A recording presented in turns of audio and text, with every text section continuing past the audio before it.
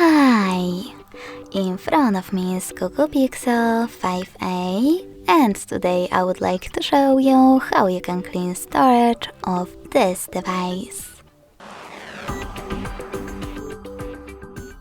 First of all, you need to find an app called Files. When you find it, click on it. Now select Clean section at the bottom left corner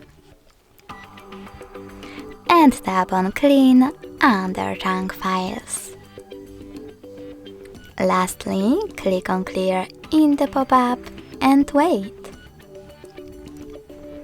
As you can see, after that, storage of my smartphone was successfully cleaned. Thanks so much for watching. If you enjoyed this video, leave a like, comment and subscribe. Bye!